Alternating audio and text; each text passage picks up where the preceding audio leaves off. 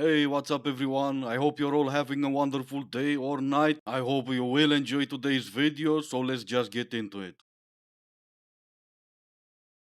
We don't have a lot of people where they tell you how great you're doing. When I got this apartment, my family was just like, how are you gonna pay for this? How much is the rent? Once it was months in or a year in, like even then, like nobody told me like, damn. And you know what? It's a lesson for me because I shouldn't need validation from anyone. I should recognize my greatness just by looking in the mirror. Yeah, sure, but why? You have a picture of someone else painted on your mirror? Let me explain what happened and why I didn't need validation while making a video complaining I didn't get that validation. Sometimes your achievements are your achievements. You can't expect everyone else to be proud of you for doing something that made you proud. You rented a place. Congratulations, you're an adult. I obviously don't know anything about your financial situation now or back then, but let me use an example. If I have no job, no money, and I rent a place, I kind of expect people in my life to say, how are you gonna pay for this? Or even if I make 2,000 a month and the rent is 3,000, then obviously I'm gonna expect the same question. Oh my God. I can't believe it. So Venus is in retrograde in Leo from July to October. So get ready for that. First of all, if you will get a phone call from your ex, this is your test. If you are really love yourself, because you always need to remember, first you need to love yourself and then other people. No, I'm gonna love them first because I'm not a selfish, And that doesn't mean I don't also love myself. I probably do because I'm trying to keep my body healthy and my mind sane. So I can be there for them, for the people I love, for the people I keep in my life, regardless of whatever's gonna come next. But it means that I will do everything, and I mean everything, for them. But that's just me. I'm weird like that. I'm not like you, astrology coaches, life coaches, love coaches, relationship coaches, or simply put, TikTok coaches. But since you brought this retrograde up, can all of you coaches put your minds together and stop all these planets from retrograding? If for no other reason, but maybe then you will stop being that selfish. I'm really bad at flirting, so I'm gonna practice on this cute barista, and you can tell me if you think I'm good or bad, but I really want this guy's number before I leave Australia. What can I get you? Hi, could I just get an iced latte, please? What'll be the name for that? Daisy. Okay, Susie? No, it's Daisy, like the flower. Like lady? No, Daisy. Okay, anything else, lady? Yeah, I was actually gonna say... that'll be $7.60, please. Oh, no, sorry, I was just gonna say... What? Sorry, I was just gonna say that I really like your accent.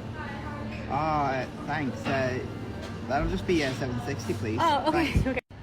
Let you know if you are good or bad at flirting. I'm not even sure you started flirting. He was flirting more than you, pretending he doesn't get your name. And he wasn't even trying to flirt. But hey, at least you paid $7.50 for that, whatever drink that was. Next time, just try, I want that and your phone number. It's still not gonna be flirting, but at least you might end up getting his phone number.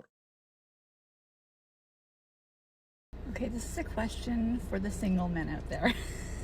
I consider myself a fairly confident person, except in this one specific situation. I have such a hard time asking a man for his number, and I don't know why. I just get all shy and I get scared and I just don't. I think I'm pretty cute, and I said I'm fairly confident, but for some reason I cannot walk up to a man and ask for his number. But I'm trying to get over this fear because I've had several missed opportunities. The most recent one yesterday with this man walking his very cute dog, and we were clearly checking each other out, and then I went to the gym and that was it. So what is the best way to approach? Do I just walk up and say, hi, I think you're cute, can I have your number? Or do I just start a random conversation?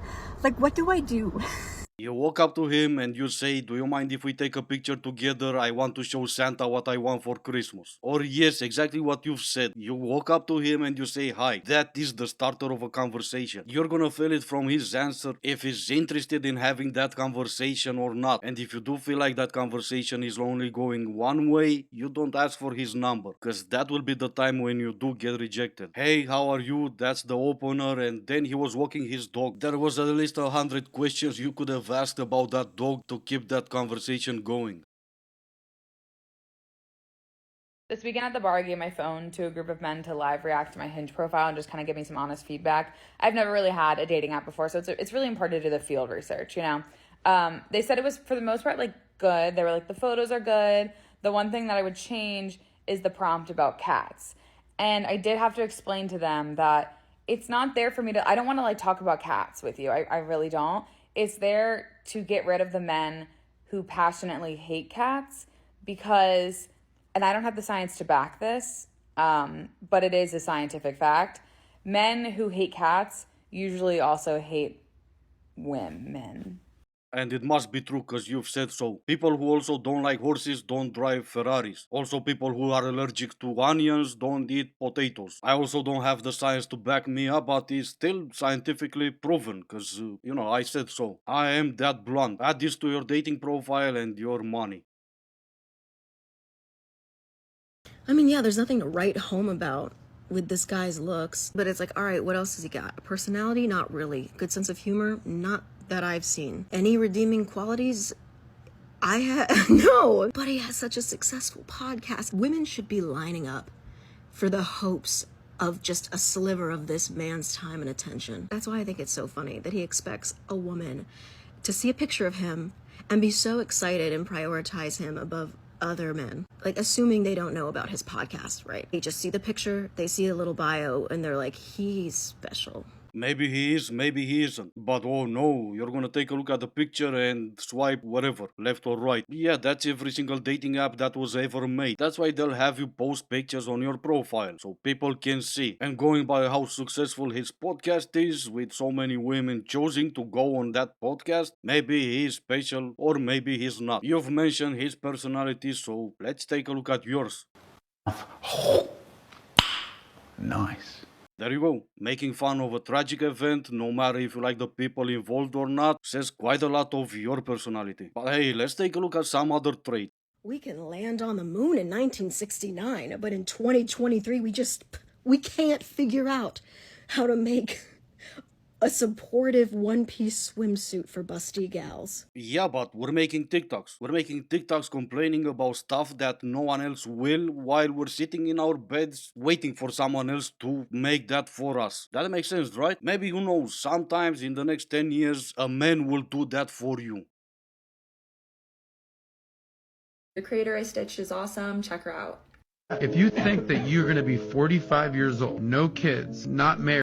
Oh, look, I have a podcast mic too. It's just not on, but I'm not going to stand in front of it because it doesn't give me authority. The facts do. We already know that studies prove that single women are happier than single men, so this is truly just a projection. But it gets better than that. Studies have proved that single women without children are happier than married men and women with children. The only people that are spinning this false narrative are the ones that want to control and belittle women. Oh yeah, and the single women without kids are also healthier compared to the men and women who are married with kids. The devil works hard, but misogynists, they be trying to work harder because they want to control women and keep us from living our full potential. I'm in a happy, healthy relationship, but I also know that I do not need a man or children to be satisfied with my life. It's simply the cherry on top. And if that won't make your husband feel cherished and loved, I don't know what will. But sure, show us a single study. I love me one of these trust me bro moments, but I also love having fun with this trust me bro moment. What studies are you talking about? I'm gonna try to keep this short, as always, but let's have a look together. I did found this article, because there is no study about about this because you cannot prove someone's happy just because they say they are. And those are usually surveys, not studies. But let's take a look. Single women were found by a new report to be happier than single men and were less likely to venture out to find a relationship even while single. Mintel 2017. And now we got to the funnier part, because if you click on that link where it says happier than single men, it will take you right here to an article from UK. And they did use this article as reference. And here's your proof. 71% of singles saying they have been actively looking to find a partner in the last 12 months. Oh yeah, by the way, they're talking about 3 years later, not 2017. Oh, but where's the proof that women are happier being single, you ask? There is no such a thing. And we're back to this Paul Dolan guy who lied about a survey for him to sell his book to, yeah, you've guessed it, women. This is the only study everyone is referring to when they're talking about happiness and single. It was proven he lied and he had to retract it from his book. But somehow we're still circling back to the same lie with a different trust me bro moment. Maybe the reason they haven't made a study, an actual study about everyone's happiness, is because we are our own individual. We feel how we feel on our own terms. And even if we are in the same situation, doesn't mean we're gonna feel the same. Just because I've won the house in the divorce today, doesn't mean I'm gonna feel the same happiness tomorrow after I've lost the house because I couldn't make the payment. What about this outfit makes you think I want to talk to you?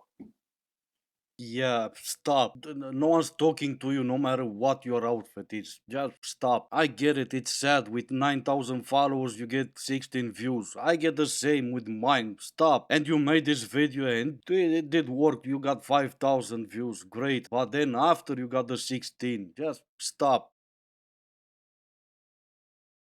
That nobody talks about when you're single is the need for physical touch. I love physical touch and I don't get it. So I have a heating pad. And sometimes it's just nice to just have a heating pad and cuddle up with a book. Maybe this is a hack. Maybe this is weird. But I've been single for a minute and I like it. This is what I do.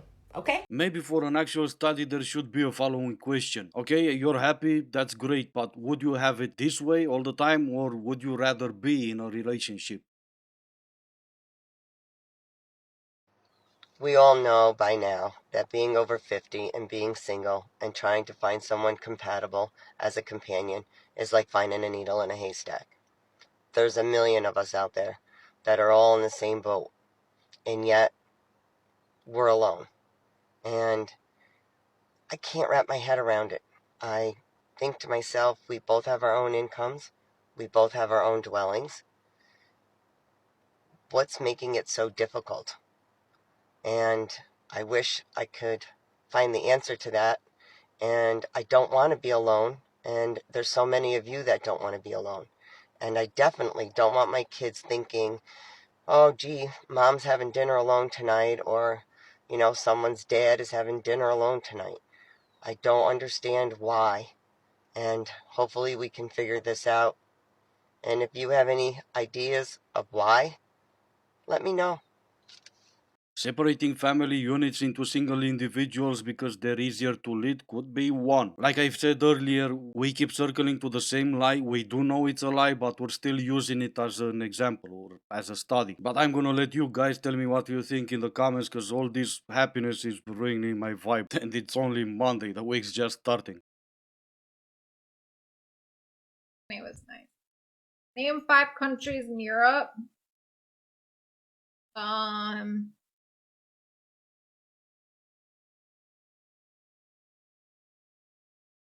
Italy. Is Italy a country? No, Italy was the name of that chef that first came up with Italian food. Yes, I do know I sounded just as smart. Anyway, this is gonna be it for today. As always, I do hope you enjoyed the video. If you didn't, I still appreciate you for making it this far. Thank you all so much for watching. Stay safe and I will see you in the next one.